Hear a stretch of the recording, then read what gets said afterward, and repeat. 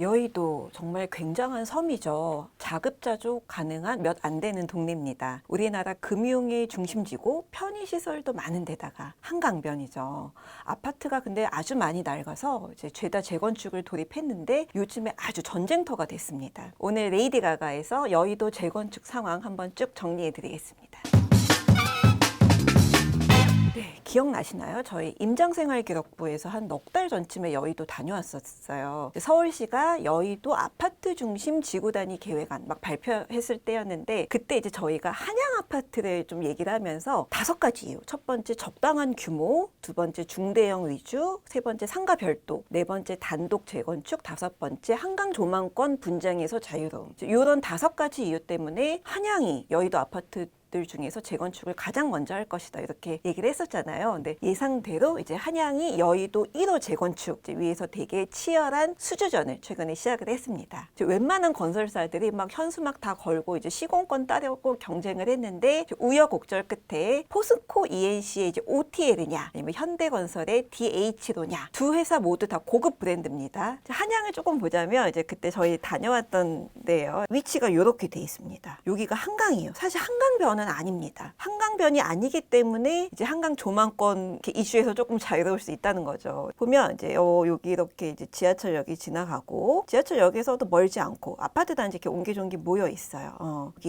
여기 하나 생길 것 같고 여의도 이제 금융지구도 가깝고 뭐 학원가라고 하는 빌딩도 가깝고 주변에 학교들도 많습니다. 한양이 1975년에 8개 동 588가구 지어졌어요. 이게 이제 재건축을 하게 되면 최고 56층 5개 동 이제 아파트는 956가구 오피스텔은 217 이렇게 이제 재탄생을 하게 됩니다. 저희가 쭉 보니까 두 회사의 조건이 엄청나요. 일단 이제 포스코는 여의도에서 가장 높은 빌딩인 파크원을 지었어요. 우리 이렇게 높은 빌딩 지었으니까 믿고 한번 맡겨봐 이렇게 꼬시고 있습니다. 파크원이 69층이에요. 333m입니다. 이렇게 높이 짓는데 또 신기하게 공사비는 되게 낮게 책정을 했어요. 평당 798만 원에 해주겠다고 했습니다. 그리고 1조 원 이게 총 공사비 대비 한 142% 규모예요. 요거는 책임 조달을 하겠다고 해요. 보통 이제 정비 사업 하다 보면 사업지 한도가 이제 조기 소진되거나 아니면 이제 시행자 자금 부족 때문에 사업이 중단될 우려가 있습니다. 그런 리스크를 줄이겠다는 취지예요. 근데 현대도 만만치가 않아요. 현대는 하이엔드보다 더 고급진 하이퍼엔드로 짓겠답니다. 그러니까 현대가 그동안 이제 하이퍼엔드 개념을 펜트하우스에만 적용해 왔거든요. 근데 그거를 이제 일반 대형 아파트 단지에 처음 쓰겠다는 겁니다. 완전히 무슨 특급 호텔을 짓겠다는 거예요. 아파트 입주민들만 이용하는 스카이 커뮤니티를 설치를 하고 오피스텔은 복층형 설계를 하고 프라이빗한 뭐 테라스도 짓겠대요. 근데 공사비는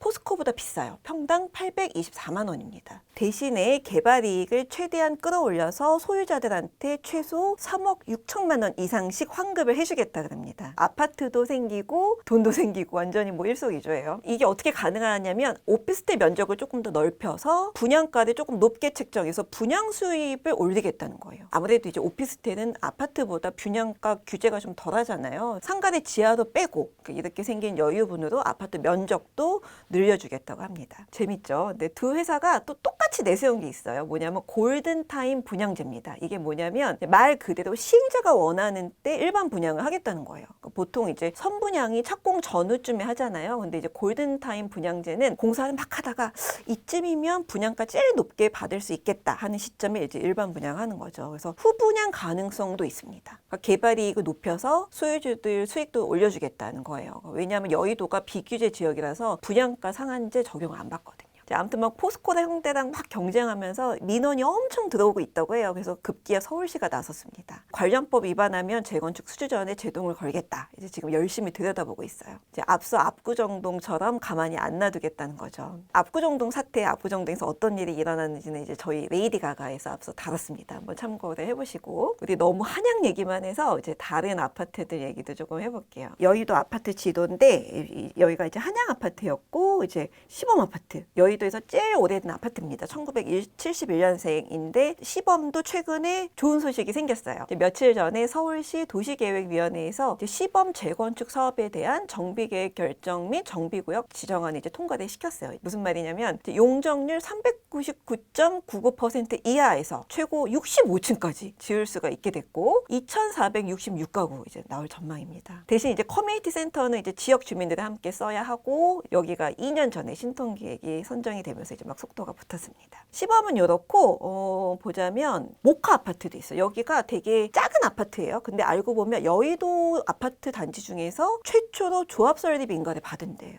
단지가 2개 동 312가구밖에 안 돼요. 작아요. 근데 당초 이제 용적률을 300%해서 최대 35층까지 이제 지을 계획이었는데 지구 단위 계획안 덕분에 용적률이 좀 완화가 됐어요. 용적률을 600%에 55층까지 이제 변경을 하려고 해요. 그래서 최근에 정비계획 변경 제안서를 접수를 해놓은 상태입니다. 그래서 이제 재건축을 하게 되면 이 아파트는 특이하게 대부분의 가구가 한강 조망이 가능해요. 그래서 작지만 강한 단지입니다. 그래서 예전에 서울시가 이제 근처 산부랑 같이 통합 재건축을 하면 인센티브를 주겠다 이렇게 꼬셨는데도 거절을 했어요. 한강 조망권 때문에. 게다가 모카는 조합원들 단결도 되게 잘 되고 일처리 속도도 빨라서 치고 나갈 가능성이 꽤 큰 단지입니다. 공작 아파트도 있어요. 여기가 공작이 여기 있습니다. 공작은 알짜 단지예요. 여기도 1976년 준공이고 373가구 여기도 작은 단지인데 최대 49층 570가구로 다시 태어나게 됩니다. 근데 최근에 포스코 ENC가 공작 수주전에서 발을 뺐어요. 대우랑 동부 정도가 관심을 보이고 있고 대우건설 수주가 유력할 전망입니다. 여기가 여의나루역 역세권이어서 더 현대 서울이 가까워요. 백화점 가까운 거 이것도 저는 되게 중요하더라고요.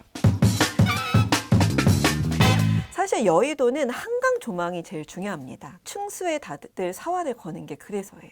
높이 지어야지 한강 조망권 가구수가 이제 증가를 하잖아요. 또 지금처럼 동시다발적으로 이제 재건축을 하게 되면 문제점이 또 생길 수도 있습니다. 이제 곧 이주 대란이 발생할 텐데 이제 주변 전세값이 난리가 나겠죠. 아무튼 여의도 요즘 제일 핫한 단지고 다들 주목하는 이유가 그래서인 것 같습니다.